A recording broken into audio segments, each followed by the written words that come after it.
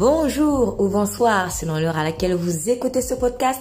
Je suis Estelle Djengue, pasteur de l'église Jésus-Christ, roi des nations. À l'occasion du culte du 11 décembre 2022, s'il y a une chose que vous pouvez retenir, c'est ceci. Dieu vous a choisi. Oui, Dieu m'a choisi, Dieu t'a choisi, cher ami. La mauvaise estime de soi vient tout simplement de ce que nous n'avons pas vraiment reçu l'amour dont nous avions besoin pour notre développement en tant que femme ou en tant qu'homme. Il s'agit ici d'un amour non pas simplement humain, l'amour humain étant limité, mais plutôt de l'amour inconditionnel de Dieu qu'on ne découvre que le jour où nous acceptons Jésus-Christ comme Sauveur et Seigneur de notre vie. Vous remarquerez alors que dans sa parole, Dieu insiste énormément sur l'amour qu'il a pour l'homme. Et c'est justement parce qu'il l'aime qu'il le choisit et l'établit à tel poste ou à tel endroit pour un but précis. Désormais, quel que soit votre passé, vous pouvez dire « Dieu m'a choisi ». Avec lui, vous ne serez plus un oublié du clan, mais vous serez un fils ou une fille légitime du roi des rois et seigneur des seigneurs, Christ Jésus. Je vous invite à écouter le message en son intégralité pour plus de détails et sachez que Jésus-Christ vous aime énormément. Vous êtes bénis. Donc nous sommes le 11 décembre 2022, c'est-à-dire à peu près un tout petit peu plus de 15 jours pour la fin d'année.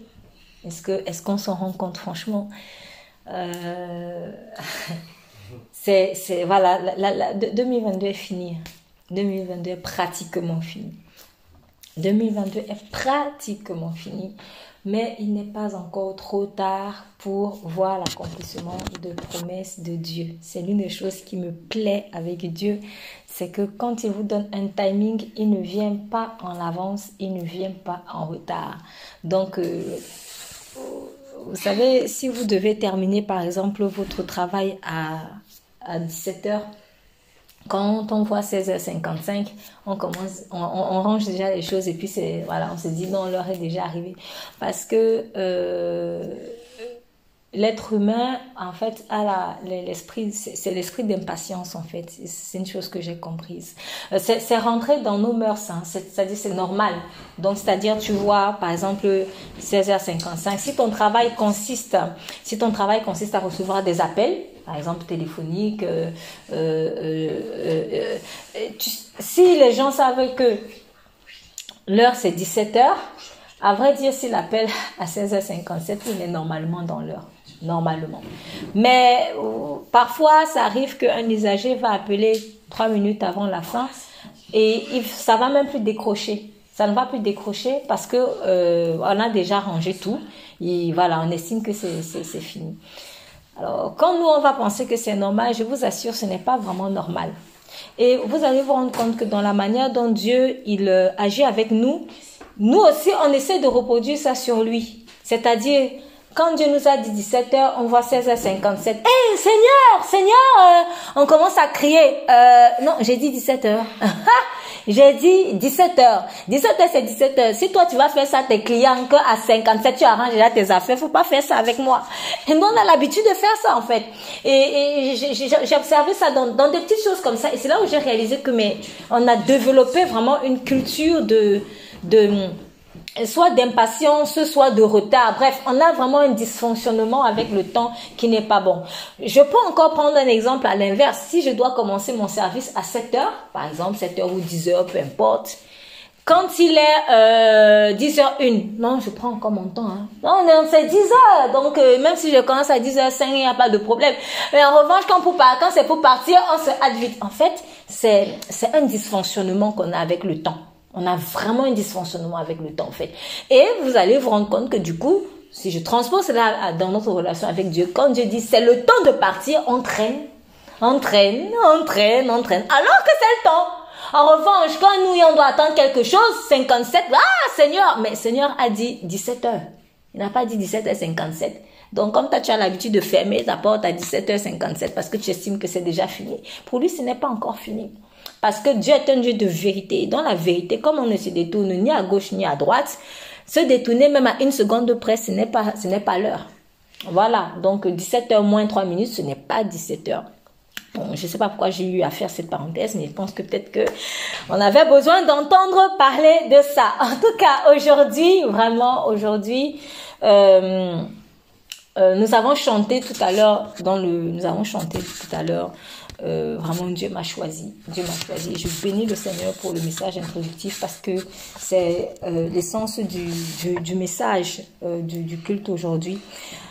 Nous allons ouvrir dans le livre d'Esther. Nous allons ouvrir dans le livre d'Esther. C'est un livre que beaucoup de personnes, en tout cas si vous avez l'habitude de lire la Bible, vous connaissez. Si vous n'avez pas l'habitude de lire, vous allez découvrir. Et je vous invite vraiment, si vous êtes en train de vous familiariser avec la Bible, voilà, un jour de prendre le temps et d'étudier ce livre qui est une très très belle histoire. C'est une très belle histoire dans laquelle beaucoup d'entre nous pouvons vraiment nous identifier. Dieu est celui qui choisit. Et vraiment, en tant qu'enfant de Dieu, il faut que nous ayons la conviction que Dieu nous a choisis. Et je dis nous, mais quand je suis seule dans ma chambre ou dans un endroit, peu importe, avec Dieu, il faut que je puisse me le dire en fait. Seigneur, tu m'as choisi moi. Parce que dans la généralité, souvent on se cache derrière la généralité pour ne pas s'approprier des paroles. J'ai constaté, quand je dis par exemple à quelqu'un, tu sais, Dieu t'aime. Oui, il nous aime tous, il nous aime tous. Il te rectifie vite en mettant le nous. Pourquoi? Parce qu'il est gêné qu'on lui dise Dieu l'aime lui particulièrement. Voilà, il est gêné. Pourquoi? Parce que il y a quelque chose dans son esprit qui lui dit, mais moi, un petit rikiki comme moi, comment il peut me regarder moi? C'est ça. Du coup, il y a une honte ou il y a une gêne à accepter que Dieu puisse me choisir moi ou m'aimer moi. Et il faut qu'on sorte de là. C'est très important. Il faut qu'on sorte de là. C'est une timidité, mais comme j'expliquais hier à l'un d'entre vous, la timidité, ce n'est pas de Dieu, c'est vraiment diabolique. La timidité, c'est diabolique. Le vrai visage de la timidité, c'est l'arrogance, c'est l'orgueil. Quand la timidité vous montre son vrai visage, vous voyez l'arrogance, l'orgueil, la rébellion, la contestation, les querelles, c'est méchant en fait.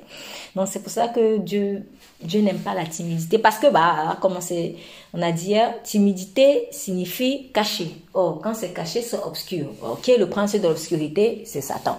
Donc voilà, ce qui dit que si je suis dans la timidité, je fais de Satan mon père, tout simplement. Et donc, je vais faire les œuvres de Satan. C'est pour cela que les gens timides, à la fin, vous voyez que par derrière, en fait, c'est arrogant, c'est mauvais, c'est tout ça. Donc, c'est pas bon. Dieu nous a choisis. Quand il dit, je nous reviendrai dans Esther 2, mais il a dit dans le livre de Jean, au chapitre 15, verset 16, « Ce n'est pas vous qui m'avez choisi, mais c'est moi qui vous ai choisi et qui vous ai établi afin que vous alliez et que vous portiez du fruit. » Voilà. En fait, quand il dit « je vous ai choisi, je vous ai établi », c'est parce que choisi en tout cas, précisément dans Ésaïe 44, c'est dans le livre d'Ésaïe 44, en fait, quand Dieu parle de Jacob, il dit « je t'ai choisi ». Vous verrez que ça fait écho à un mot hébreu dont les sens m'échappent, mais au moins qui est utilisé pour exprimer en même temps choisi, établi, aimer, élire. C'est ça. Donc quand il dit dans Jean 16, je vous ai choisi, je vous ai établi, en fait il est en train de dire pratiquement la même chose. Quand Dieu dit qu'il t'a choisi, cela signifie qu'il t'a aimé. Il t'a aimé. Il t'a établi quelque part. Il t'a positionné quelque part. Il t'a élu pour. C'est ça. Tu es qualifié pour ça. Voilà. Donc, les histoires de non, j'ai pas les capacités, je sais pas quelle ça là, on s'en fout en fait. C'est lui qui qualifie. Donc, quand il dit je t'ai choisi, ce qui signifie que tu as déjà les capacités, tu ne les connais pas simplement. Mais quand tu seras sur le tas, quand tu seras sur le terrain, c'est là où tu vas voir que ces capacités-là, elles vont se déployer. Mais Dieu t'a choisi. Donc, je vais parler essentiellement aujourd'hui à la deuxième personne du singulier parce que il faut qu'on accepte ça. Il faut faire la généralisation. Là, il y a un temps pour la génération, mais il y a un temps pour l'individualisation aussi. Dieu t'a choisi. Dieu t'a choisi, c'est important. Esther, quand on voit le livre d'Esther, donc on replace le contexte. Ici, c'est un roi, Assuérus, qui avait un très grand empire depuis l'Inde jusqu'à l'Éthiopie, avec 120 provinces. Et voilà que le roi Assuérus donc organisait une fête. Il organise une fête et nous sommes à la 3e année de son règne. Donc, il a pris le royaume, la royauté. Et puis, 3 ans plus tard, voilà qu'il organise la fête. Une fête qui a duré longtemps parce qu'elle a duré à peu près 6 mois. On parle de 180 jours. Et puis donc, à ce moment-là, un peu égayé par le vin, il demande à ce que sa femme, donc la reine Vashti, donc vienne également à la célébration parce que Vashti organisait une autre fête à côté avec les femmes. Donc, il demande à ce que Vashti vienne. Vashti dit, je ne veux pas venir. Bon, ça a offensé le roi. Et voilà comment Vashti s'est retrouvée, je raccourcis rapidement l'histoire, répudiée. Mais en tout cas, c'était vraiment insultant. C'était insultant par rapport au contexte en fait. Bon, à vrai dire, je ne sais pas pourquoi elle a fait ça. Mais ce n'était pas forcément la décision la plus sage. Quoi qu'il en soit, en tout cas, Dieu lui, il avait un plan derrière. Voilà, Dieu avait un plan derrière. Et de fil en aiguille, Esther donc va prendre la place de Vashti. Mais on va voir comment le processus en fait, le processus. Esther chapitre 2, une fois que Assuérus s'est calmé, parce que voilà, ça l'a vraiment blessé l'attitude de Vashti, il a répudié sur les conseils de ses conseillers. Et voilà ce qu'on lui propose, on lui dit que le roi établisse des commissaires dans toutes les provinces, qui assemblent toutes les jeunes filles vierges et belles de figure à Suse, la capitale, dans la maison des femmes, sous la surveillance des Gaïs, eunuques du roi et gardiens des femmes, et qu'on leur donne ce qu'il leur faut pour se préparer. Alors, je suppose que la plupart d'entre nous ont déjà entendu parler du harem, de ce que c'est qu'un harem. Bon, pour ceux qui ne savent pas, parce que je pense peut-être beaucoup ne savent pas. Mais en fait, le harem, pour parler terre à terre, je vais vraiment parler terre à terre, c'est une sorte de prison. Voilà, c'est une sorte de prison, mais une sorte de prison pour femmes. Oui, une prison peut-être de luxe, parce que vous allez être dans, qu'est-ce que je peux inventer? Bon, une sorte de château, voilà, un endroit bien, une sorte de château, et puis vous êtes nourris, logés, tout ça, mais vous êtes quand même en prison. Parce que, en fait, on dirait que vous appartenez à un homme. C'est ça, en fait, un harem. D'ailleurs, même, le harem est parfois utilisé comme un lieu de prostitution. Donc, c'est quelqu'un qui, on va dire, a 50 femmes, 100 femmes, et toutes ces femmes sont à lui. Voilà. Et on appelle ça, donc, un harem. Donc, pour moi, c'est une prison. Et je ne pense pas que ce soit juste pour moi, mais je pense que, expliquer comme ça, on comprend que finalement, c'est une prison. En tout cas, un père normal, je crois, ne voudrait pas que sa fille aille vivre là-bas dans un harem.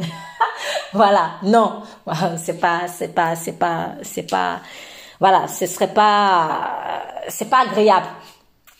Et on propose donc au roi de rassembler dans une sorte de harem, donc des jeunes filles vierges, et ces jeunes filles vierges devaient passer la nuit une à une avec le roi. Et la fille qui plairait au roi, c'est celle qui serait sa femme. Donc, vous voyez un peu le contexte. Et ces femmes-là, qui devaient être dans ce qu'on appelle la maison de femmes, donc dans le harem, elles avaient un surveillant qu'on appelle Égaï.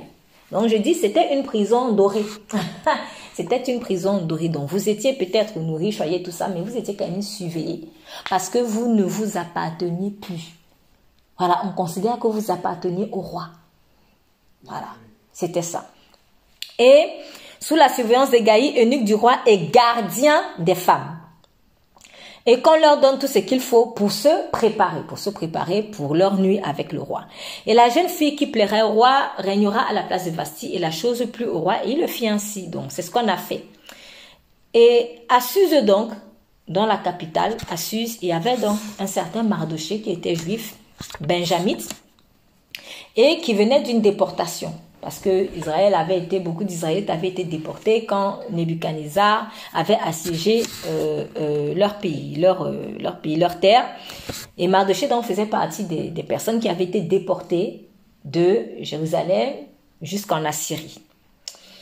Il a été mené captif.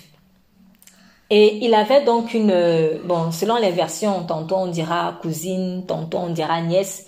Mais voilà, il a élevé, on va retenir cousine, mais peut-être que dans d'autres versions, vous verrez autre chose. Mais peu importe, il y avait un lien de famille entre eux. C'était comme une sorte de... il a pris comme sa fille. Pourquoi? Parce que Esther avait perdu son père et sa mère. Elle était orpheline. Et elle s'appelait Hadassa. On appelle Esther, mais elle s'appelait Hadassa. Elle n'avait ni père ni mère. C'était une fille qui était belle de taille et belle de figure. Donc, on va dire, peut-être, elle ressemblait un peu au profil dit de mannequin aujourd'hui, probablement. C'était une femme belle de taille et belle de figure. Et Mardochée donc l'avait prise pour sa fille. Et lorsque le décret donc du roi est sorti, Esther a fait partie des femmes qui ont été embarquées dans le fameux harem. Voilà comment Mardochée, en fait, se sépare brusquement de sa fille adoptive. Et remarquons ce qui se passe à partir du verset 9, quand la parole du roi et son édit furent connus, et que des jeunes filles en grand nombre eurent été assemblées à Suse, la capitale, sous la garde d'Hégaï, Esther fut aussi amenée dans la maison du roi, sous la garde d'Hégaï, gardien des femmes. Et la jeune fille lui plut. Donc, la jeune Esther a plu à Hégaï, et elle gagna ses bonnes grâces. Donc, elle a gagné ses faveurs. Alors, quand on dit que la jeune fille lui plut, on n'est pas en train de dire ici qu'il est tombé amoureux d'Esther. Mais, en fait, il a vu cette jeune fille et puis il s'est attaché à elle. Voilà. Il s'est simplement attaché à elle et elle gagna ses bonnes grâces. Il s'empressa de lui fournir ce qu'il fallait pour ses apprêts et son entretien. Et il lui donna cette jeune fille choisie de la maison du roi et la plaça avec ses jeunes filles dans le meilleur appartement de la maison des femmes.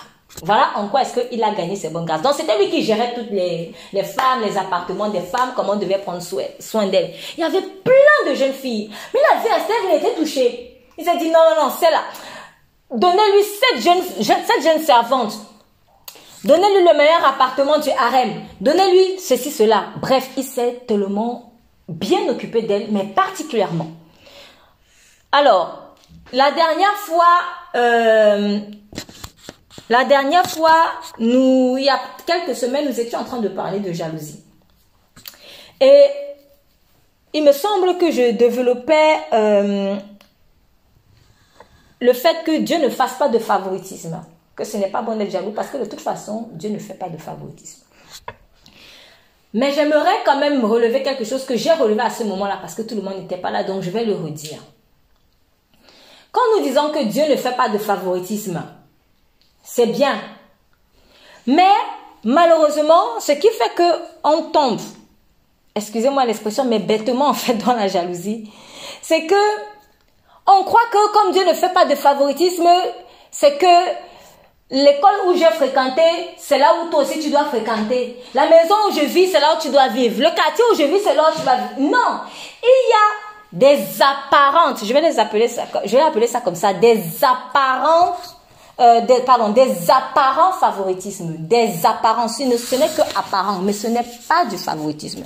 Parce que mettons-nous un peu dans le contexte. Mettez-vous à la place d'une de ces jeunes filles. Vous faites partie d'une localité ou d'un endroit et puis on vient vous ramasser, excusez-moi l'expression, on vous balance dans un harem Et puis, vous voyez que le responsable des femmes, il donne le meilleur appartement à quelqu'un, il donne cette servante à la personne, il lui donne, bref, il s'occupe d'elle, et puis vous êtes là. Vous n'avez rien demandé pour être là, vous n'avez fait du mal à personne, mais qu'est-ce que beaucoup de gens vont se dire? Pourquoi elle? Maintenant, moi, je pose la question, est-ce qu'il a mal fait? Il n'a pas mal fait. Pourquoi? Parce que ce n'était pas de lui qu'il faisait ça. C'était le Saint-Esprit. C'était le Saint-Esprit.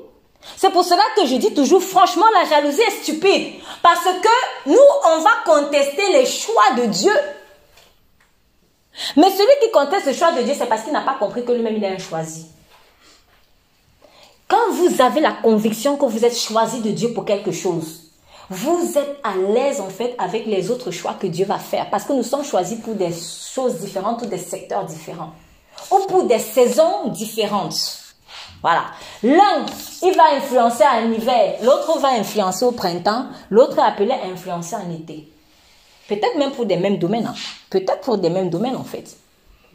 Ça peut être une question de saison. Ça peut être une question de domaine. Donc, est-ce que donc, Dieu est un Dieu de favoritisme? Non. Mais quand il dit dans Jean 15, verset 16, je vous ai choisi et établi afin que vous alliez et que vous portez du fruit et que votre fruit soit permanent et que vous demandez et que tout ce que vous demandez vous demanderez au Père en mon nom, il vous le donne. Je vous commande, c'est de vous aimer les uns les autres. Quand Dieu te choisit, c'est pour un but. Ce qui nous dérange ou ce qui fait problème, c'est que quand nous on dit Dieu m'a choisi, c'est comme si il m'a choisi pour me choisir. Voilà. Pour nous, le choix, c'est pour le choix. Mais on ne voit pas le but du choix. Alors que Dieu ne fait pas les choses au hasard. Il est très réfléchi. Quand il choisit, c'est pour un but. Mais nous, quand on te dit Dieu t'a choisi, ah oui, mais en fait, tout ce qui te fait plaisir, c'est le côté, il t'a regardé. Mais il faut aussi voir le pourquoi il m'a regardé pour un but précis. Donc, il y a deux choses qui doivent t'intéresser. Le Dieu m'a regardé et le but pour lequel Dieu m'a regardé. C'est ce qui fait qu'on est content quand Dieu nous a choisis, mais on n'est pas content pour aller faire ce que Dieu nous a demandé de faire. Pourtant, on est très content. Dieu m'a choisi. Alléluia, alléluia. Maintenant, va faire ce pourquoi il t'a choisi. C'est bizarre. Pourtant, tu viens de jubiler. Mais en fait, c'est que choisir, c'est établi.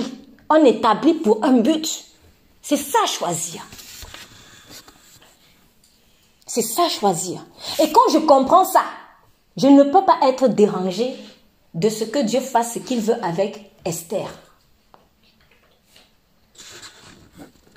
C'est ça. Esther vivait ce qu'elle vivait parce qu'elle avait été choisie pour se sacrifier pour son peuple. Donc, à moi de savoir pourquoi est-ce que j'ai été choisie, en fait. Il faut que je sache, Seigneur, tu m'as choisi, pourquoi? Je dois comprendre ça. Oui, tu nous as choisis. Donc, arrêtons. En fait, je veux insister sur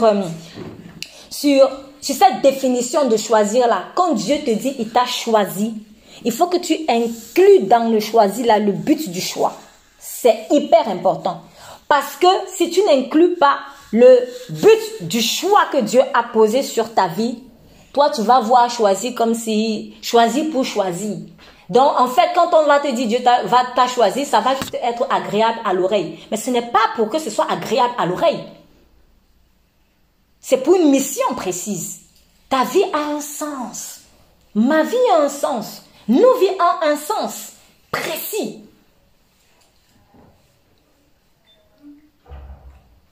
Donc, je ne vais pas accuser Dieu de favoritisme parce que j'ai vu qu'il y a une certaine dame à qui on a donné le meilleur harem et tout cela. Parce que dans le choix là, il y a une grande responsabilité qui va avec. C'est ça, il faut voir ça. Mais ça, c'est vraiment l'esprit de l'apparence. On est tellement apparent, l'homme est tellement apparent. Non, moi, je vois que l'apparence, je vois que le bel appartement, je vois que les 7 servantes et tout ça. Il faut être prêt à aller donner ta tête. Parce que c'était ça le but d'Esther en fait. Elle devait être prête à aller donner sa tête. Est-ce que je suis prête à aller donner ma tête comme elle? Donc, ce pourquoi Esther a été créée, c'est ce qu'elle sera capable de faire. Moi, je ne serai pas capable de faire ça. Parce que ça ne fait pas, c'est pas ma pointure. Dieu ne m'a pas donné cette pointure-là. Il m'a donné une autre pointure. Et que seul moi sera capable de faire. Si je ne fais pas ça, qui va faire ce que je suis censé faire? Qui? Voilà pourquoi il a dit, qui enverrai-je? Qui enverrai-je? Qui enverrai-je? Donc oui, Dieu m'a choisi pour un but. Oh, si je ne comprends pas ce que c'est que choisir, il faut que j'en rajoute pour ma bonne compréhension. Dieu m'a choisi pour un but. Dieu m'a choisi pour un but. Donc oui, Dieu t'a choisi. Il t'a établi pour un but précis. Et c'est lui qui choisit. C'est pour cela qu'il a dit à ses disciples, c'est moi qui vous ai choisi. Parce que la contestation du choix, où les gens, quand moi je conteste le choix, ou quand des gens vont contester le choix que Dieu peut-être a porté sur moi, c'est que eux ils se disent que c'est eux qui choisissent. Plus loin, ils se disent que c'est eux qui choisissent Dieu. C'est pour ça que Jésus a remis les choses en place. Il dit c'est moi. Quand il dit c'est moi qui vous ai choisi, c'est qu'il avait vu dans le cœur de ses disciples. C'est comme s'il disait, mais vous fonctionnez comme si c'est vous qui m'avez choisi quoi. C'est vous qui m'avez établi Dieu. Mais l'homme ne peut pas établir Dieu. L'homme ne peut pas établir Dieu en fait. C'est Dieu qui établit. Et quand il établit, il sait pourquoi il établit. L'argile ne peut pas dire au potier pourquoi tu m'as fait comme ça. Donc, Esther, avant même d'être reine, le choix de Dieu se manifestait déjà. Et c'est ainsi que ça se passe dans nos vies spécifiques. Avant même que tu n'arrives peut-être à tel port, le choix de Dieu dans ta vie va commencer à se manifester. Quand tu vas arriver à tel endroit, tu vas te rendre compte que tu as des faveurs particulières, etc. Quand tu es dans ton couloir, c'est normal. Donc, les faveurs, en fait, de Dieu, parfois même des faveurs qu'on cherche là, elles ne nous suivront que lorsque nous serons dans le couloir du choix de Dieu. Donc, si Dieu m'a choisi pour, par exemple, vivre dans ce quartier-ci, c'est dans ce quartier-ci que je vais me rendre compte que je vais avoir plein de faveurs. Si je m'en vais vivre dans un autre quartier, j'aurai l'impression que Dieu ne m'a jamais choisi. Ça sera coup sur coup. Excusez-moi l'expression. Tu auras l'impression, comme d'autres disent souvent, tu auras l'impression d'avoir la poisse. C'est pas une question de poisse. C'est juste que le choix et les faveurs qui sont attachées au choix de Dieu agissent dans le couloir du choix. Je répète, les faveurs qui sont attachées au choix que Dieu a porté sur ta vie agissent dans le couloir du choix de Dieu sur ta vie. Donc quand je suis dans mon couloir, toutes les faveurs vont me suivre. Si par exemple Esther disait, bon après je pense qu'elle n'aurait pas pu parce que c'était quand même des colosses qui venaient les chercher, des soldats. Hein, on ne te demandait même pas la permission, on entre chez toi, on casse la porte, elle boum, allez tiens elle est belle, allez on la prend. On ne demandait même pas, mais imaginons qu'on dise Esther, est-ce que tu veux bien venir dans le harem? Moi en prison? Non! Elle allait rester là-bas, périr là-bas. Et elle n'aurait pas eu certaines faveurs en fait. Les faveurs pour lesquelles elle avait été créée. Et souvent on est dans des couloirs et on prie. Seigneur ta grâce, Seigneur ta faveur, Seigneur ta grâce, Seigneur ta faveur. Mais c'est dans le couloir du choix. Là où tu es là, Dieu ne t'a pas choisi là-bas. Donc il faut que tu ailles dans le couloir qu'il a choisi pour toi. Donc Dieu me choisit et Dieu choisit un couloir spécifique de vie. Et à ce couloir spécifique de vie sont attachées des faveurs spécifiques qui me suivent. Ce sont mes faveurs à moi. Donc les 7 servantes là s'étaient attachées à Esther, s'étaient collées sur elle. Il suffisait qu'elle arrive dans le harem. Le bel appartement là, c'était collé sur elle. Il suffisait qu'elle arrive, ça n'attendait que elle. Tant que Esther ne venait pas, il y avait le bel appartement, on a donné à qui? Personne. Parce que sur cet appartement, c'était écrit appartient à Esther, fille de tel, un tel, pour tel but. C'est écrit. Ce que Dieu a dit sur toi là, ça a ton nom. Personne ne peut prendre. Personne. Sauf si Dieu lui-même décide de dire ça, je te retire, je donne à un autre. Sauf s'il décide de dire ça, comme il a fait avec Saül par rapport à David. Je retire et je te donne. Mais personne dans l'appartement là, il aurait même pu rester vide si Esther n'était pas là. Parce que c'était le choix de Dieu. Ce qui est à toi, on ne peut pas t'enlever. Parce que quand Dieu t'a choisi, t'as choisi. Quand il t'a choisi, tu as choisi.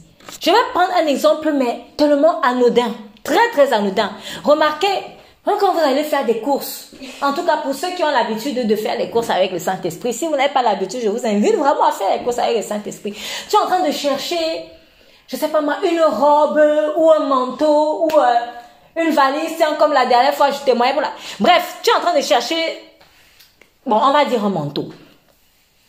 Et puis tu cherches, tu regardes, tu arrives dans tes magasins, et puis quand tu arrives dans le box des manteaux là, celui-là il te parle. Parfois, si tu es sensible, Dieu va te dire, c'est pour celui-là, prends-le. Quand tu vas prendre, tu te rends compte que c'était la dernière pièce. Et il y avait beaucoup de gens qui étaient en train de chercher le manteau, mais personne n'avait vu ça. Alors que beaucoup de gens sont en train de chercher un manteau. Au moment où on dirait que personne n'a vu. C'était pour toi. C'était pour toi. Si vous faites les courses avec le Saint-Esprit, soyez sensible à ce genre de choses. Ça vous arrive tout le temps. Tout le temps.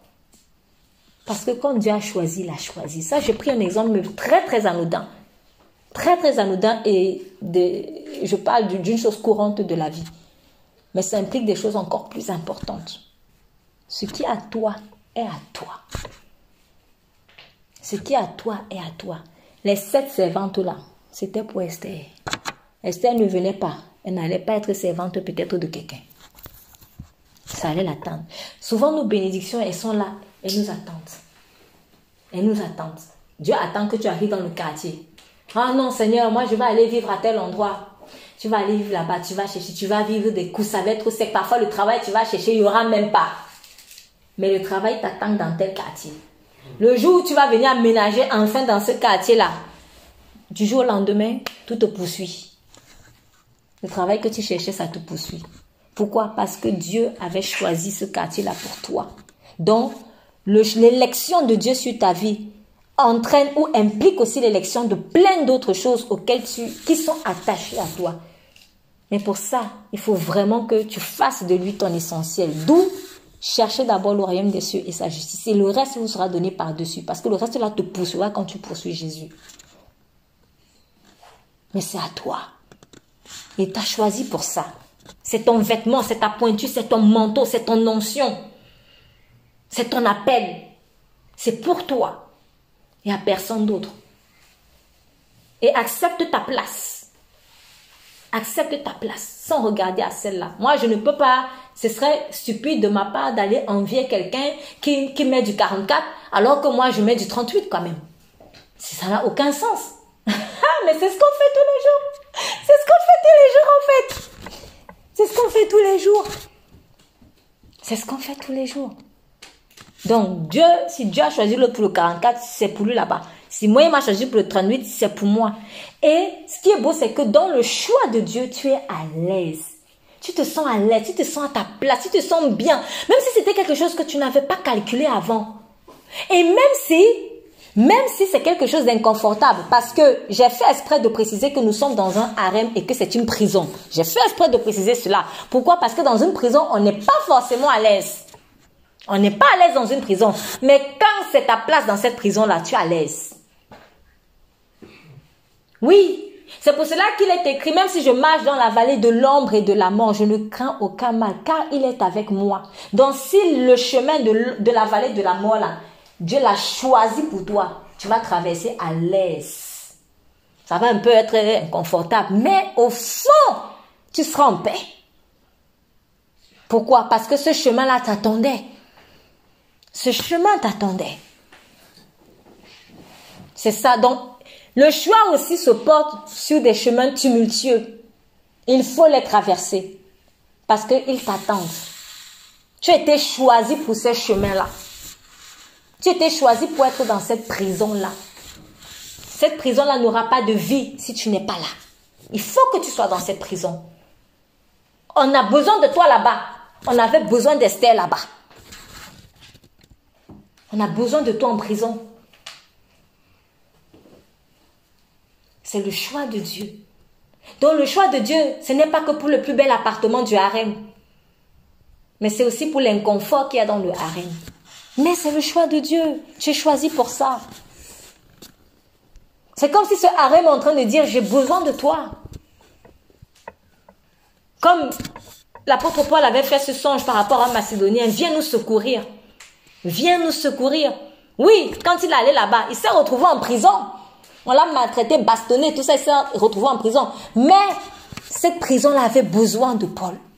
Paul était choisi pour faire partie des prisonniers. Donc tu peux aussi être choisi pour faire partie des prisonniers d'un endroit. Quelle que soit la forme de la prison. Chacun connaît les prisons dans lesquelles il peut se retrouver en ce moment. Mais c'est un choix en fait. Un choix de Dieu. Et tu vas bien le vivre, tu vas bien le traverser. Et tu vas réussir. Parce que c'est le choix de Dieu. Si ce n'est pas le choix de Dieu, oui, là tu vas mourir. Là, c'est pas bon. Mais le fait que tu sortes de là glorieux, c'est la preuve même que c'était le choix de Dieu. La prison dans laquelle Dieu t'emmène, par choix, la prison pour laquelle tu étais choisi pour la gloire de Dieu, ne t'enterrera jamais. Ça, c'est quelque chose que j'ai compris. Et il faut vraiment qu'on ait cette conviction.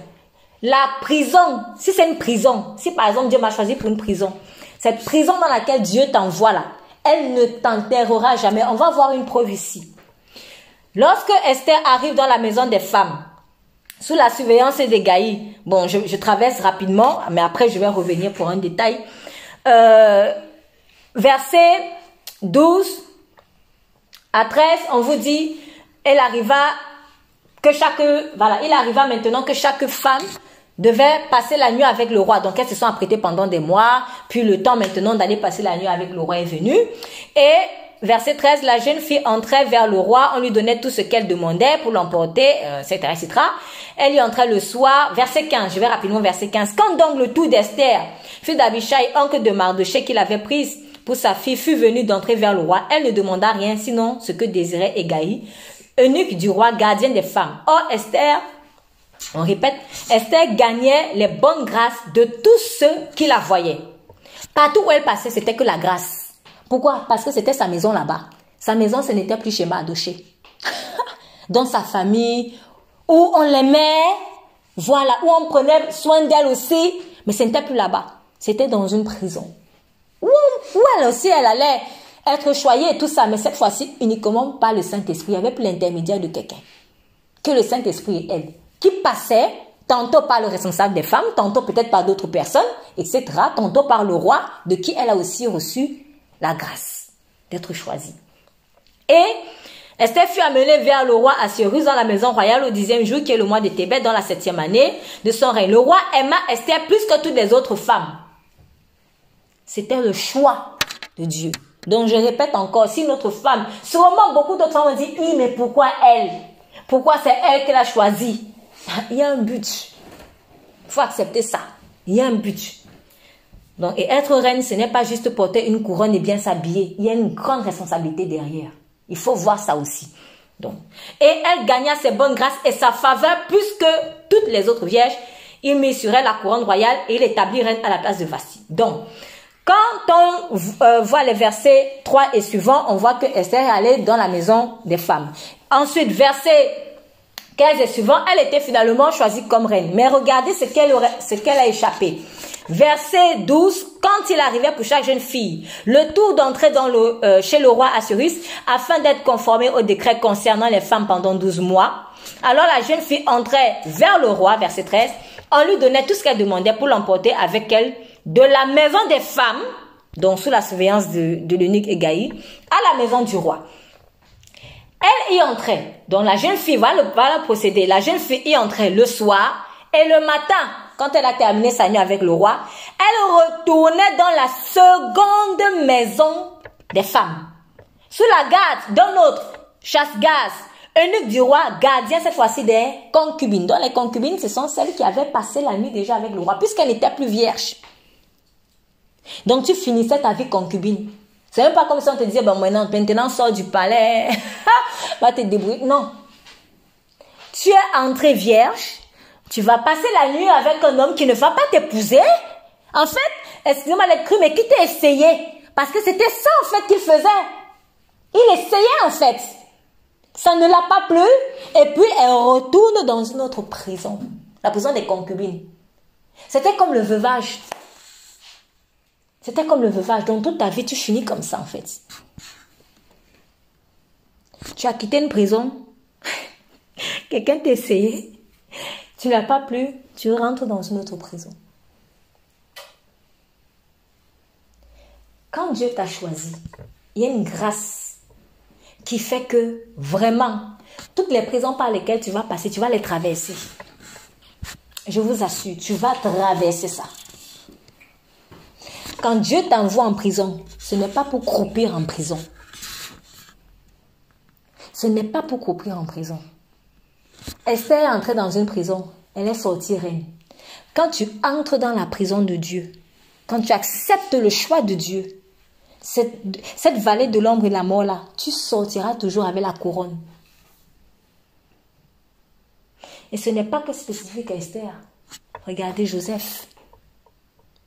Regardez Joseph. Il est entré en prison. Il est sorti gouverneur. C'est ça l'intérêt en fait de choisir aussi les prisons de Dieu. Les prisons de Dieu en fait c'est comme ce sont juste des chambres noires. Ce sont juste des chambres noires en fait. Où il te travaille. Mais tu sortiras toujours de là avec une couronne quand tu acceptes. Tu ne vas pas finir comme une veuve parce qu'il ne t'appelle plus veuve. Celle qu'on appelait veuve, il appelle la mariée. C'est ça. Celle qu'on appelait veuve, il appelle la mariée, a-t-il dit par son prophète. Quand la main de Dieu est sur ta vie, tu ne finiras pas comme une vulgaire concubine. Tu entres vierge, tu finis reine. C'est comme ça. Tu entres, comme Dieu a voulu que tu entres, clean, tu sortiras toujours avec la gloire. Il faut accepter les prisons de Dieu. Il faut les accepter, même si c'est inconfortable. Même si c'est inconfortable. Donc, le choix de Dieu, il ne va pas agir dans nos vies de la même manière en fait. Mais c'est toujours le même procédé. Moi j'ai constaté en tout cas. Voilà, donc Esther n'a pas forcément vécu exactement ce que Joseph a vécu. Joseph, c'est sa famille qui l'a trahi. Esther, c'est pas sa famille qui l'a trahi. Bon, alors, il y avait un concours de circonstances qui a fait que des personnes extérieures sont venues l'arracher à Mardoché, etc. Mais même, elle est restée en relation avec Mardoché tout au long. Mais, à la fin, il y a quand même des points communs. Prison, à la sortie de prison, la gloire. Prison, et à la sortie de la prison, la gloire. C'est ça, en fait, l'avantage de la grâce de Dieu sur ta vie. La grâce t'amène toujours à la résurrection. La grâce t'amène toujours à la résurrection. Si tu fuis ça, si tu fuis la vallée de l'ombre et de la mort, là, tu risques de finir concubine. Comme une concubine ou comme une veuve. Parce que Esther ne serait jamais devenue reine si elle n'était pas passée par là. Elle ne serait jamais devenue reine. Donc, il y a des chemins étroits qui sont très difficiles. Mais c'est le chemin où ta couronne t'attend. Donc, au lieu d'aller lorgner, pourquoi est-ce que Dieu a choisi l'autre et tout ça? Lorgne plutôt le couloir qu'il t'a donné. Regarde plutôt ta vie. Et concentre-toi dessus. Concentre-toi dessus. Donc oui, Dieu m'a choisi. Et quand il m'a choisi, personne, mais alors là, personne ne peut faire quoi que ce soit. Personne ne peut se mettre en travers. Et s'il y a des personnes même qui viennent se mettre en travers, moi maintenant, c'est bon. Après, ça a été un long parcours, mais maintenant, j'en rigole. Maintenant, j'en rigole parce que à chaque fois que si peut-être je dois faire quelque chose, si je dois être, ou alors si je dois être dans telle position et qu'il y a quelqu'un qui vient essayer de faire les croche-pieds, je laisse. Et à la fin, c'est elle qui se porte toujours le ridicule. Pourquoi? Parce qu'elle n'aura pas les épaules pour. À chaque fois. Pour des grandes choses comme pour des petites. Pour des grandes choses comme pour des petites. Je vous assure. Pour des grandes choses comme pour des petites. Pourquoi? Parce que ce que moi je suis appelée à faire, c'est pas ce qu'un autre est appelé à faire. Moi, je ne peux pas aller faire ce qu'un autre fait. Même si Dieu a dit à quelqu'un, toi, c'est toi qui va ramasser les verres d'eau. Si c'est à lui que Dieu a dit, c'est toi qui vas ramasser les verres d'eau, il faut le laisser ramasser les verres d'eau. Car si toi, tu vas te dire, ah, mais c'est facile de ramasser les verres d'eau, il va se passer un truc que tu ne pourras même pas ramasser. Ne me demandez pas comment, mais c'est comme ça. Parce que quand Dieu a mis sa main, il a mis sa main. Donc, il ne faut pas entrer dans le couloir d'autrui. Dieu m'a choisi. On va faire un tour sur l'histoire de Joseph. Toujours par rapport à ces choix-là. Pour remettre quelque chose au clair aussi, en ce qui concerne le favoritisme, la mauvaise façon de voir le favoritisme. Donc, nous sommes dans Genèse 37. Genèse 37. Or, Jacob demeura au pays où son père avait séjourné, au pays de Canaan. Voici l'histoire des descendants de Jacob.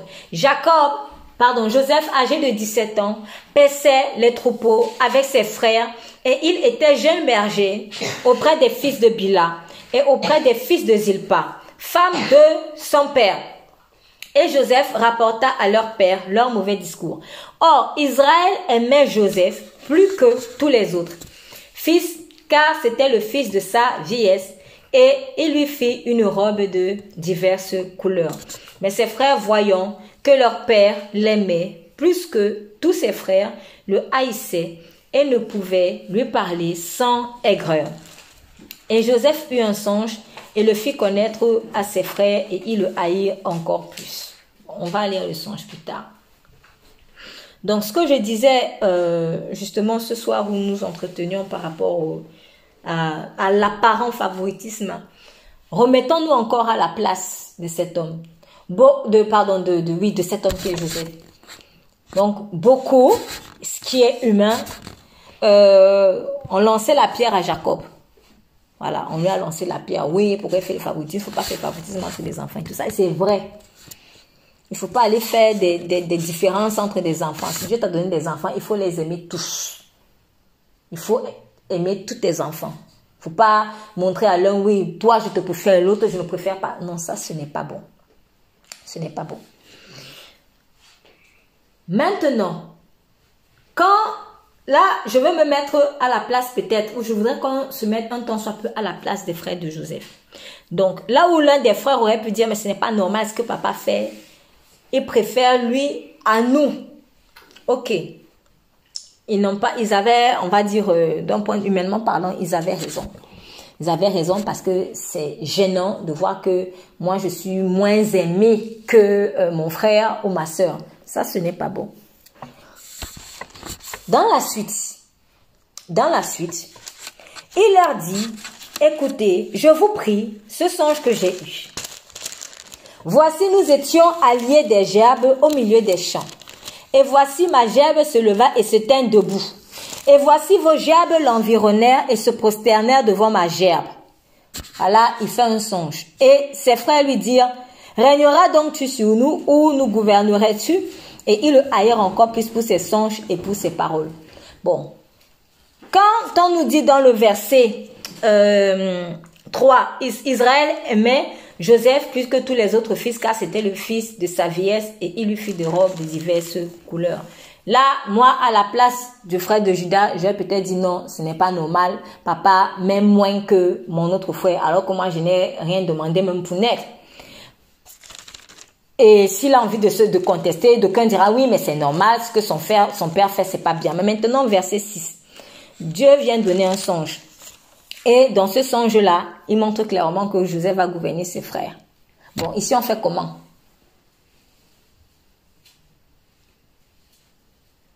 Ici, on fait comment? Donc là, en fait, c'est une question que je pose à toute personne qui a envie de lancer la pierre à Jacob. Je ne dis pas que Jacob a bien agi. Mais avec le verset 6, on fait comment? Est-ce que c'est Jacob qui allait donner le songe à Joseph? C'est Dieu. Alors, ce que je veux dire, c'est ceci. Essayons d'être matures. Essayons d'être matures. En fait, l'être humain est charnel. Donc, quand il reçoit quelque chose de Dieu, il arrive bien souvent que la manière dont il va livrer le message ou manifester en fait le message de Dieu, ça va se faire de façon maladroite. Pourquoi? Parce que quand la parole de Dieu ou l'instruction de Dieu descend en fait sur vous, elle passe par votre cœur. Or, notre cœur est en pleine restauration. Donc, il y a des choses qu'on va faire souvent de façon maladroite. Par exemple, Dieu veut dire à quelqu'un, oui, mon fils, vraiment, okay, tu vas passer par une situation difficile, par la vallée de l'ombre de la mort. Et puis, le message passe par le cœur de quelqu'un qui peut-être est trop dur ou est trop légaliste ou même peut-être t'aime pas. Voilà, on va dire ne t'aime pas. Quand lui va te livrer le message là, lui va te dire, tu vas passer par l'homme de la mort. Et en fait, le message vient plutôt comme une condamnation. Alors que Dieu n'a pas donné ça comme une condamnation en fait. Dieu a donné un avertissement. Mais la manière dont le message est donné, en fait, lui, il est donné en mode condamnation. Pourquoi? Parce que dans le cœur de la personne, il y a déjà la condamnation. Le message de Dieu est une eau pure. Notre cœur, c'est le canal. Si dans le canal, il y a des petites saletés, quand l'eau va sortir, ça va sortir comment? Un peu souillé. Ce n'est pas que Dieu a donné un mauvais message, mais c'est que nos cœurs, en fait, il y a des petites souillures. C'est aussi pour cela qu'il dit que nous prophétisons partiellement. Voilà, on prophétise partiellement parce qu'on n'est pas parfait. On n'est pas parfait. Donc, quand le Seigneur reviendra, il va nous changer. Mais, en tout cas, en ce qui concerne notre corps, mais nous sommes en processus de perfectionnement. C'est ça. Nous sommes en processus de sanctification. Alors, ce qui veut dire ceci. Dieu avait déjà choisi Joseph. Dieu avait déjà choisi Joseph. Depuis quand? Depuis le sein de sa mère. Voilà. Comme il le dit dans Jérémie. Dieu avait déjà choisi Joseph en fait pour être le libérateur de sa famille et de toute l'Égypte et de toutes les nations finalement, puisque toutes les nations sont venues chercher à manger en Égypte lors de la famine. Et son père, étant serviteur de Dieu, avec l'esprit prophétique, avait senti ça. J'en suis convaincue. Il avait senti qu'il y a quelque chose de particulier sur cet enfant. Et je pense que il y a eu une manifestation quelque part maladroite en fait de cela. Parfois, vous sentez les choses, mais vous n'êtes pas très sûr. Parfois, vous avez la certitude, mais parfois, vous n'avez pas vraiment la certitude. Donc, alors, peut-être que Joseph, je ne sais pas si Jacob avait une véritable certitude, parce que je m'interroge aussi quand, lors du deuxième songe qu'il a fait, que Joseph a fait, il est écrit, verset 9, il eut encore un autre songe et le raconta à ses frères et il dit, voici j'ai eu encore un songe, le soleil, la lune, les 11 étoiles se prosternaient devant moi et il le raconta à son père, à ses frères. Mais son père, maintenant c'est son père qui parle, son père le reprit, donc l'a reprimandé en fait et lui dit, que veut dire ce songe que tu as eu? Faudra-t-il que nous venions, toi et ta mère et tes frères, nous prosterner en terre devant toi? Comme Jacob n'a pas compris, il a dit non. Mais est-ce que c'était la faute de Joseph? C'est Dieu qui avait averti. C'est Dieu qui avait averti en fait. Là, Jacob n'était plus d'accord. Je pense que le choix de Dieu, en fait, agissait déjà sur la vie de Joseph. Et quand le choix de Dieu agit sur vous, il y a plein de faveurs qui arrivent. Le fait qu'il lui ait donné le vêtement là, c'était prophétique. C'était un manteau en fait. C'était prophétique. Peut-être dans la tête de Jacob, il a eu une idée. Ah oui, tiens, je vais offrir une robe à mon fils et tout ça. Mais non, parfois c'est le Saint-Esprit qui te pousse à faire des choses. Mais comme nous, on aime tellement s'attirer la gloire à nous. Du coup, quand Dieu vient maintenant rectifier, dit, au fait, tu sais, Jacob, la dernière fois, le manteau que tu avais donné là, c'était pas juste un cadeau. Hein, c'était moi, en fait, qui était déjà en train d'établir. Et du coup, il passe par un songe pour montrer cela à Jacob. Non! Pourquoi? Parce que nous, on veut trop montrer que c'est nous qui établissons. C'était une correction subtile que Dieu est en train de faire aussi à Jacob. Jacob, c'est moi qui choisis. C'est toi qui as fait l'enfant, mais c'est moi qui choisis l'enfant pour mon œuvre, à moi. Peut-être tu pensais que cet enfant-là qui allait hériter, il allait rester à Canaan, et il allait peut-être prendre l'héritage, etc. Non, c'est pas pour cela que j'appelle. Moi, je l'appelle la plus grande. Car mes voix sont au-dessus de vos voix, mes pensées sont au-dessus de vos pensées. Donc, s'il y a eu du favoritisme, si Jacob agissait vraiment dans la chair en faisant le favoritisme, mais derrière en fait cela, Dieu est en train d'établir son choix pour un but précis. C'est pour cela que j'appelle donc vraiment à notre maturité, à notre sens de discernement. Quand tu vas voir qu'il y a une personne dans ton entourage qui a des faveurs particulières, t'en presse pas à jalouser. Peut-être que par derrière, il y a en fait un choix spécifique de Dieu pour quelque chose de précis. Et il faut respecter ça. Parce que si tu ne respectes pas cela, ça ne t'amènera nulle part et tu vas te prendre des coups. Ils ont vendu Joseph, ça leur a apporté quoi? Ça leur a apporté quoi? Cette jalousie leur a apporté quoi? Donc, l'épris, pourquoi lui? Pourquoi pas moi? Pourquoi lui? Et pourquoi pas lui? Et pourquoi pas lui? Donc, il faut faire taire notre âme. Soyons matures et grandissants. Apprenons à voir les choses dans l'esprit. Oui, la personne va agir dans la chair, qu'elle fait ses favoritismes, etc. C'est son problème. Mais peut-être que derrière, il y a Dieu qui est en train de faire un choix pour un but précis et trop important. Un but même pour lequel toi-même tu as intérêt vraiment à accepter parce qu'il y va de ton propre salut. Ils avaient tous intérêt à ce que Joseph se laisse faire. Parce que peut-être eux, ils n'auraient pas eu le courage de souffrir tout ce qu'il a souffert pour après être celui qui va nourrir les nations. Ils étaient en train de tuer la branche même sur laquelle ils allaient être assis.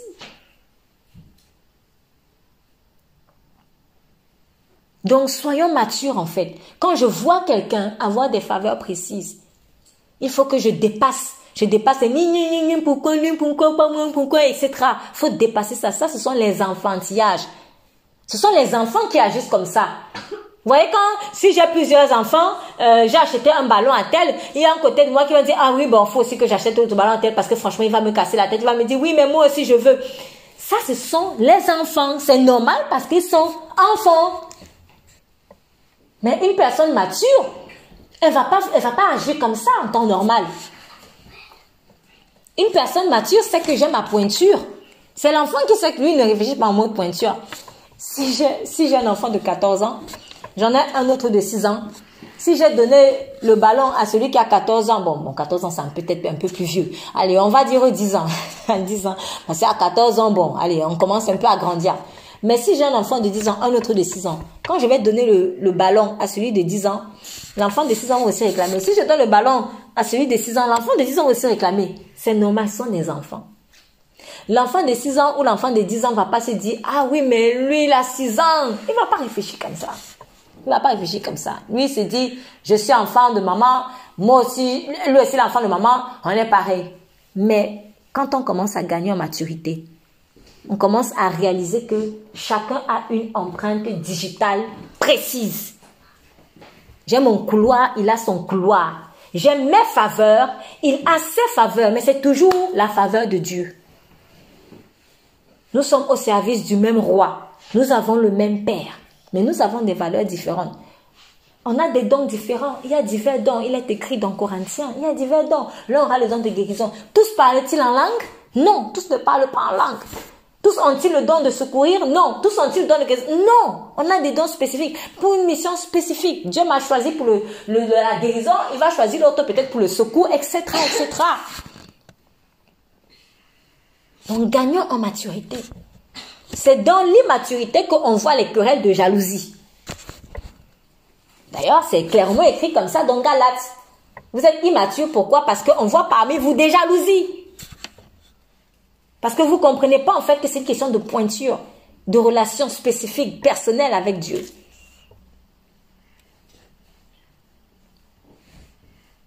Donc, c'est juste pour nous dire ceci. Oui, il y a certaines personnes qui vont agir mal ou qui vont agir de façon maladroite, comme Jacob. Voilà, lui vraiment, il faisait esprit, oui, Jacob, c'est mon préféré, tout ça. Non, c'est pas bon. Franchement, quand tu as des enfants, il faut être sage. Quand tu as plusieurs enfants, il faut être sage. Il faut que tous se sentent vraiment aimés de toi. Mais, moi qui suis peut-être frère de Joseph, il faut aussi que je gagne en maturité et que je me dise, peut-être que derrière ça, il y a le choix de Dieu. Si ça me dérange, le plus honnête, c'est aller en parler à Dieu. Au lieu de garder ça dans le cœur. Vraiment, Seigneur, là, tu vois, moi j'ai l'impression qu'on ne m'aime pas ici. Parle-lui, il faut le dire. Ça va te libérer. Et il va t'expliquer. C'est là où, si peut-être il y a un plan, un de ces plans qui se cache derrière, c'est là où il va te révéler en fait quelque chose. Il va peut-être te dire, écoute, Ça, je suis en train de faire avec ça pour telle chose. Donc, il ne faut pas garder les envies, en fait, dans le cœur. Si je ne me sens pas choisie, il faut que j'aille lui dire. Il faut que j'aille lui dire. Parfois, il va simplement te donner une parole, il va même pas t'expliquer parce que Dieu n'est pas obligé de tout nous dire, surtout sur la vie des gens. Il n'est pas obligé. Ça passe, comme il a dit à Pierre, quand il était en train de lui dire, voilà, quand tu seras vieux, on va te cendre et tout ça, il avertissait. Il était en train d'avertir, Pierre, la manière dont Pierre allait mourir et en glorifiant ainsi Jésus.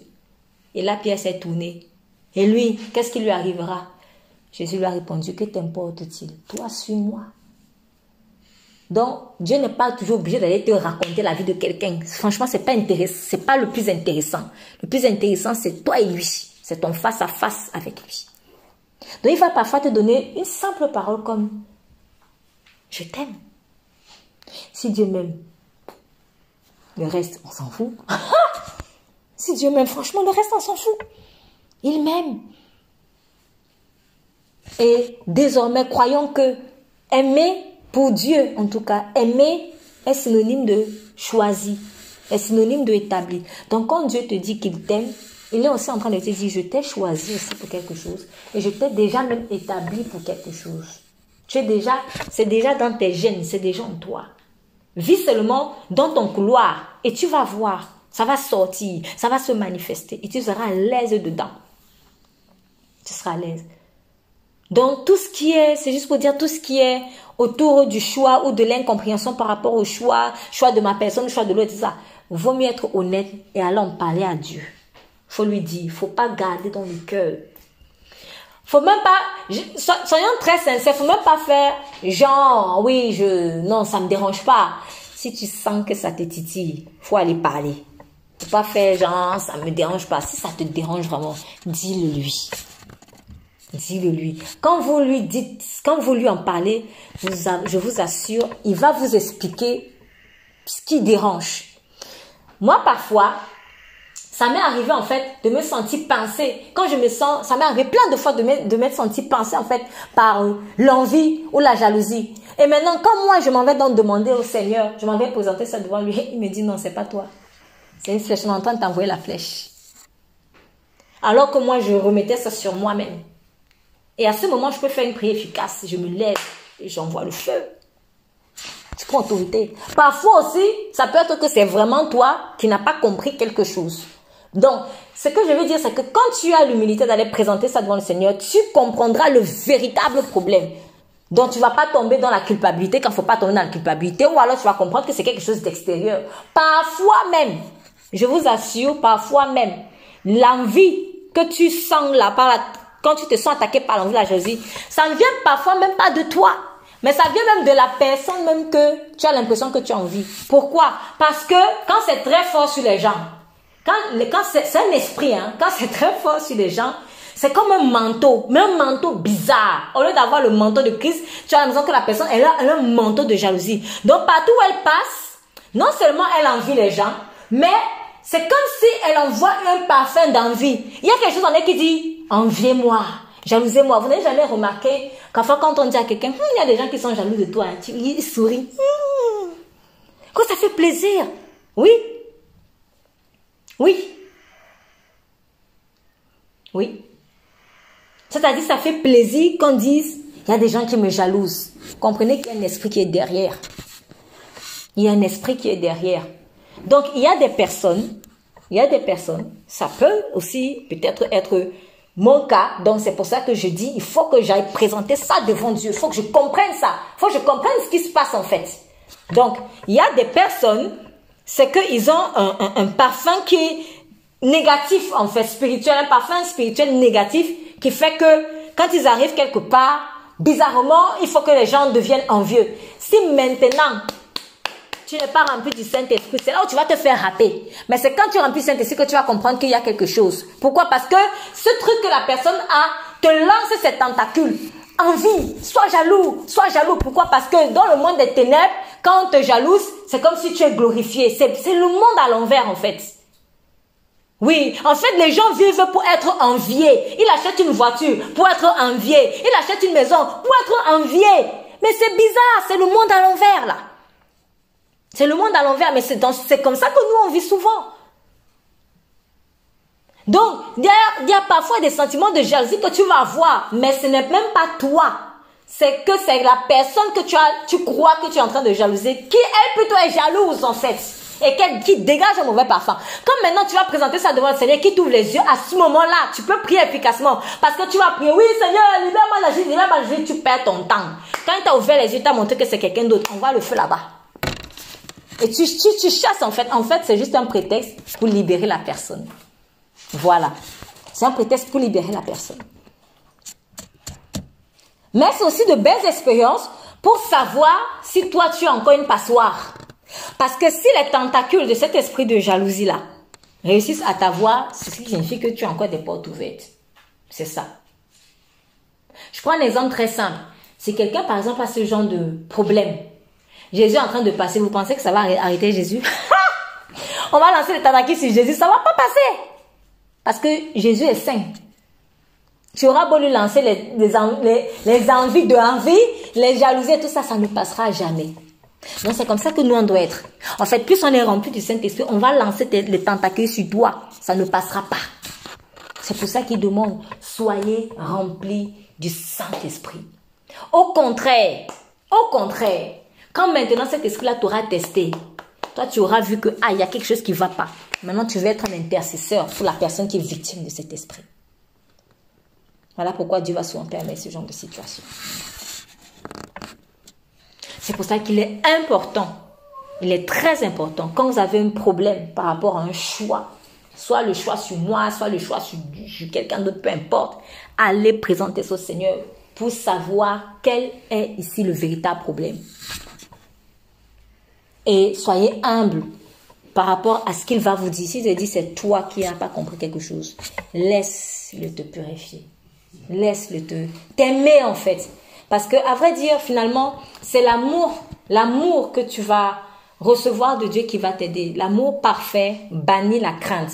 Pourquoi est-ce qu'on est dérangé quand on voit que le choix de Dieu se pose sur nous? Parce qu'il y a un sentiment d'abandon. On se dit, ah, mais si on regarde l'autre, c'est qu'on va plus me regarder, on va m'abandonner. L'amour parfait bannit la crainte. Donc, plus l'amour de Dieu est rempli dans ton cœur, en fait, plus tu es dans l'assurance. C'est que Dieu t'aime. Et que nul ne te séparera de cet amour-là. Même s'il donnait le meilleur appartement du harem à quelqu'un, même s'il lui donnait 7 servantes, cela n'empêche pas que Dieu m'aime. Ce n'est pas l'appartement d'autrui. En tout cas, ce n'est pas la bénédiction d'autrui qui va m'arracher de l'amour de Dieu, quand même. Je suis déjà bénie. Je suis déjà bénie. Je suis déjà bénie. Donc, arrêtons vraiment les histoires de pourquoi moi, pourquoi pas lui, pourquoi pas moi, pourquoi... Voilà, et je vais terminer avec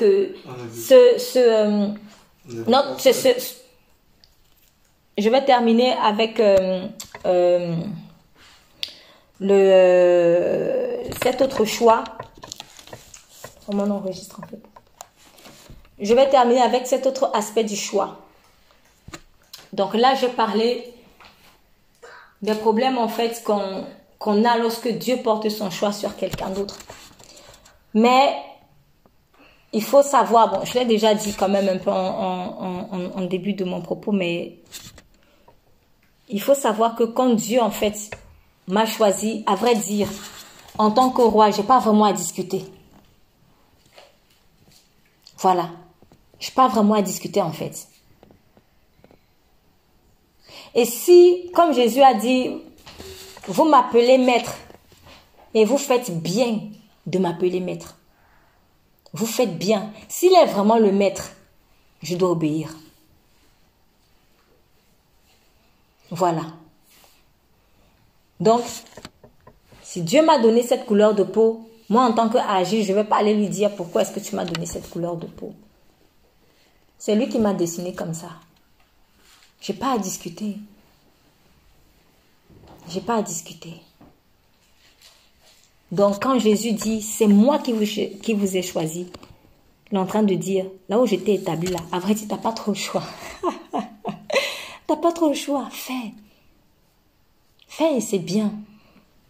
Dans le temps que nous perdons, à soit nous cacher, comme Jonas qui n'a pas voulu aller à Ninive, franchement, c'est moi plutôt qui refuse le choix que Dieu a porté sur moi que ça blesse. C'est moi plutôt qui vais être blessé.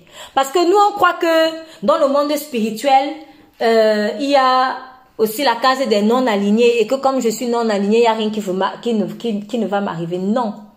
Parce que quand tu ne choisis pas d'être dans le choix de Dieu, tu blesses en fait.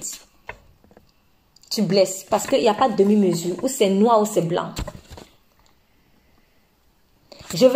Souvent, on ne veut pas entrer dans le choix de Dieu parce qu'on a peur de mal faire. Voilà, on a peur de mal faire.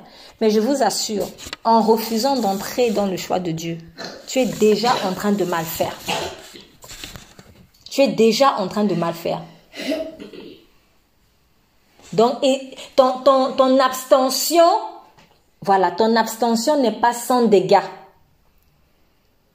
Si je n'agis pas, je suis en train de créer des dégâts. Par exemple, je vais donner un exemple encore très très simple. Quelqu'un en train de se noyer, je sais très bien nager, mais je la regarde. Non-assistance à personne en danger. Si elle meurt là, je suis responsable. J'ai tué quelqu'un en fait par mon abstention. Il y a toujours des dégâts, toujours des conséquences négatives dans le refus d'accepter le choix que Dieu a porté sur moi. Mais nous, on croit qu'on est à l'abri des problèmes quand on ne veut pas se lancer. Non. C'est pour cela qu'il a dit, par exemple, si tu ne parles pas au méchant et qu'il meurt, je te demanderai son sang. Dieu va nous réclamer le sang d'une personne à qui on devait parler. Mais peut-être on n'a pas voulu parler parce qu'on a eu trop peur. Tout ce que tu ne veux pas faire, alors que Dieu t'a choisi pour ça, tu es en train de faire des dégâts.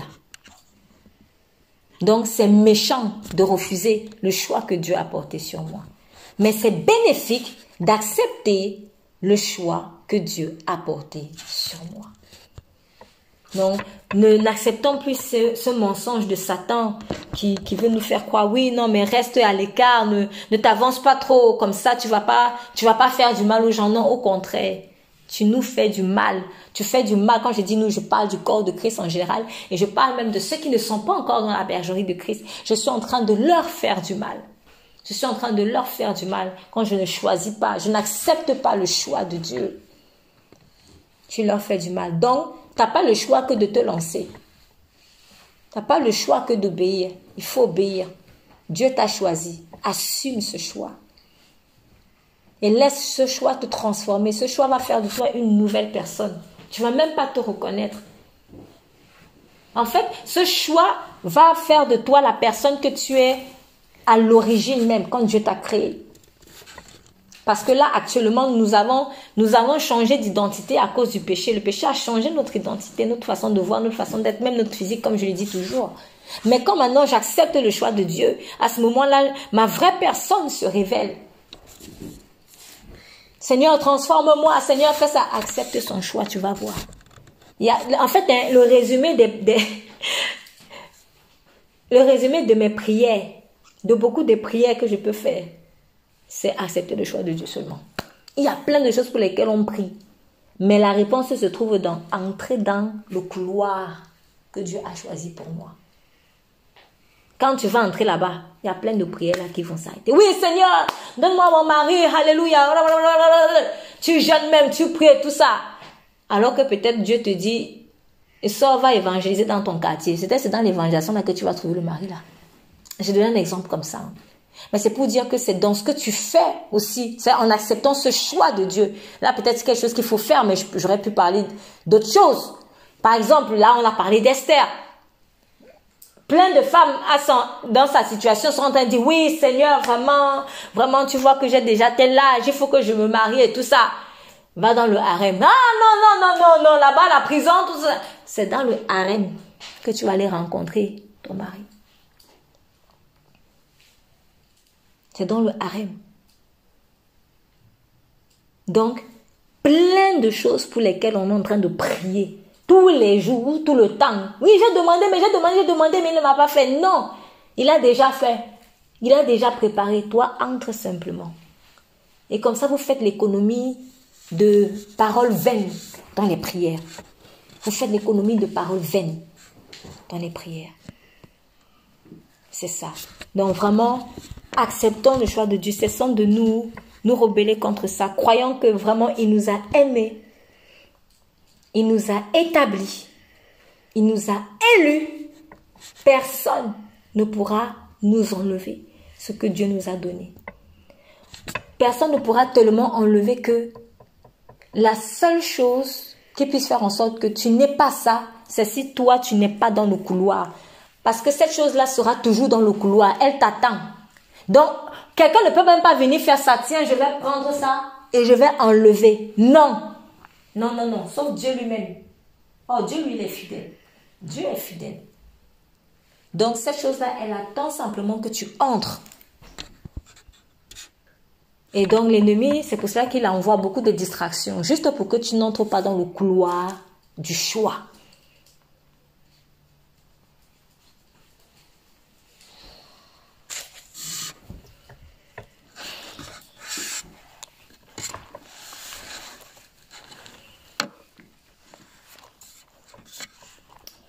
La fin de mon propos, mais je ne vais pas trop m'attarder dessus, mais c'est juste en guise de rappel.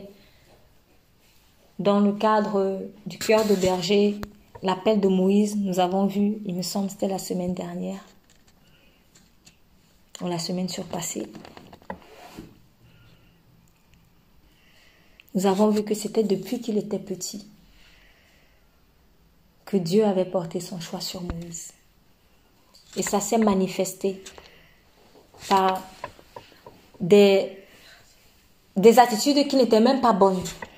Par exemple, quand il est allé défendre un de ses frères hébreux, il s'y est mal pris, il a tué quelqu'un. Donc, comme je vous disais tout à l'heure, vous allez voir certaines personnes qui posent des actes qui ne sont pas bons. Mais c'est parce que ils n'ont pas encore, en fait, l'appel ou c'est comme si, en fait, leur cœur a besoin d'être purifié.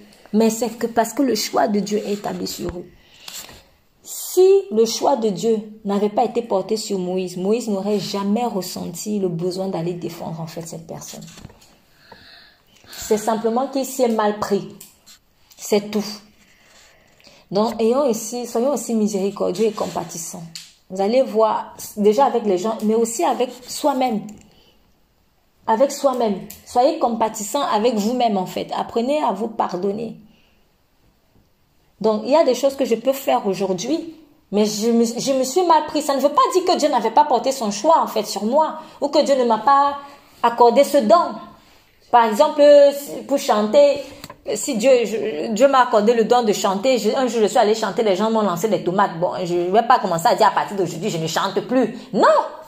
C'est juste que, voilà, peut-être je me suis mal pris ou pour une raison ou pour une autre, ça ne s'est pas bien passé. Mais ça ne veut pas dire en fait que je n'ai pas le don. Donc, soyons miséricordieux et compatissants avec nous-mêmes en fait. Oui, Seigneur, tu es miséricordieux, tout ça. Mais il faut sois miséricordieux avec toi-même. Sois patient avec toi-même. Laisse Dieu te former pour le choix qu'il t'a donné. Mais le choix est déjà là sur ta vie. Moïse était le libérateur. Ici est simplement mal pris. Il s'est mal pris parce qu'il a agi avec la chair. Il s'est mal pris parce qu'il a agi au mauvais moment. Voilà. Donc parfois tu vas aussi agir au mauvais moment ou tu vas agir avec la chair. Voilà. Donc ce n'est pas parce qu'un jour j'ai mal prophétisé que alors si je ne suis plus prophète, si Dieu m'a établi prophète. Bah, ça peut arriver que je me trompe. Ça peut arriver. Donc, soyons compatissants. Tes erreurs n'enlèveront pas le fait que Dieu t'ait choisi. Et c'est ça qui est beau avec le Seigneur. Nos erreurs ne sont pas absolument disqualifiantes. Ce qui peut, entre guillemets, me disqualifier, c'est la rébellion en fait. Et en plus, j'ai envie de dire, Dieu étant patient, une rébellion permanente. Quand Dieu a parlé, je ne veux pas. Bon, alors à un moment donné, là, il faut qu'on passe à autre chose parce que là, tu es en train de bloquer toute une population. C'est ça le problème. Parce que quand Dieu m'établit, c'est pour des gens. Si maintenant je deviens plutôt une occasion de chute pour les gens et que c'est insistant et que j'ai vraiment voulu, je veux vraiment plus de Dieu, bon là, à un moment donné, il faut peut-être qu'on aille chercher un David, quoi. Mais, nos erreurs, en fait, ne sont pas dans l'absolu disqualifiant. David aussi a fait des erreurs. David a menti. David a menti pendant qu'il était dans le désert. David mentait quand il a joué le fou. Il y a des petites attitudes de mensonge en fait. Il va dire au sacrificateur, oui, c'est le roi m'a envoyé. Le roi ne l'avait jamais envoyé. Il a fait plein de choses. Mais ça ne l'a pas disqualifié. Tout ce que Dieu veut, c'est l'humilité, c'est tout. Donc, il ne faut pas que je me disqualifie moi-même en fait à cause de mes erreurs. Au contraire, comme on l'a vu déjà à plusieurs reprises, Dieu nous corrige afin que nous participions à sa sainteté. Donc, Dieu me corrige pour confirmer le choix qu'il a fait sur ma vie. C'est ça. Quand Dieu me corrige, c'est pour confirmer le choix qu'il a porté sur ma vie. Si Dieu ne me corrige pas, on ne corrige pas quelque chose qu'on ne veut pas utiliser demain. Oui. Si j'écris un article et que je ne le corrige pas, c'est que je n'ai pas en réalité l'intention de le publier. Je m'en fous. Mais si je prends le temps de corriger, c'est que j'ai l'intention de le présenter à des gens. Donc, quand Dieu prend le temps de me corriger, c'est parce qu'il a l'intention, en fait, de me présenter. Donc, la correction de Dieu est la confirmation du choix qu'il a porté sur ma vie. Donc, ce n'est pas une mauvaise chose. Au contraire, c'est une bonne chose que Dieu me corrige. Mais si Dieu ne me corrige pas, comme l'apôtre Paul a dit, c'est que vous êtes des fils illégitimes. Donc, la correction de Dieu est la confirmation qu'il m'a choisi. Et ça, c'est la bonne nouvelle. C'est la bonne nouvelle. C'est la bonne nouvelle. Que je monte ou que je descende, Dieu m'a choisi. Quoi que les gens disent ou les gens pensent, Dieu m'a choisi. Quoi que moi-même je dise ou ce que je pense, Dieu m'a choisi. Quelles que soient les erreurs que j'ai faites, Dieu m'a choisi. Et ça, personne ne peut me l'enlever. Que cela vraiment soit la conviction de tout un chacun. Père, dans le nom puissant de Jésus, je veux te dire merci. Merci parce que tu m'as choisi. Merci parce que tu as choisi mon frère. Merci parce que tu as choisi ma soeur. Merci parce que tu as choisi, Seigneur, toute personne qui est en train d'écouter ce message. Je prie afin que s'il y a une personne qui s'est sentie délaissée, rejetée, en tout cas qui s'est sentie ne pas être choisie ou disqualifiée à cause de ce qu'elle a vécu par un père, par une mère, par des amis, par un patron, etc., par une femme, par un mari, par des enfants, peu importe, Seigneur, la personne. Je prie qu'elle reçoive aujourd'hui la conviction de ce que tu l'as choisi, tu l'as aimé, tu l'as validé. Et comme tu l'as validé, personne, Seigneur, personne ne peut se mettre en travers de son chemin. Assurément, elle entrera. Tout ce que tu as taillé, le manteau que tu as taillé, c'est pour elle. L'appartement que tu as taillé, c'est pour elle. Les serviteurs, les servantes que tu as taillés comme Esther, c'est pour cette personne. Seigneur, je prie qu'elle ait cette conviction qu'on ne peut pas venir lui arracher ce que Dieu lui a donné. Je prie également, Seigneur, pour que nous acceptions les choix. Que nous ne disions pas, oui, j'ai pas les capacités, etc. Non, parce que lorsque Dieu m'a choisi, cela équivaut à Dieu m'a déjà qualifié. Que nous ayons cette conviction. Je prie contre tout esprit de timidité dans le nom puissant de Jésus-Christ. Je prie, Seigneur, cet esprit, afin que nous soyons courageux, que nous acceptions d'être exposés à ta lumière, car tu as dit qu'on ne peut pas cacher une lumière sous le boisseau. Mais il faut qu'elle soit exposée afin qu'elle éclaire toute la maison. Voilà le partage des fils du royaume. Voilà le partage des héritiers, des co-héritiers de Christ. Qu'il en soit ainsi. Dans le nom de Jésus, nous avons prié. Amen. Amen.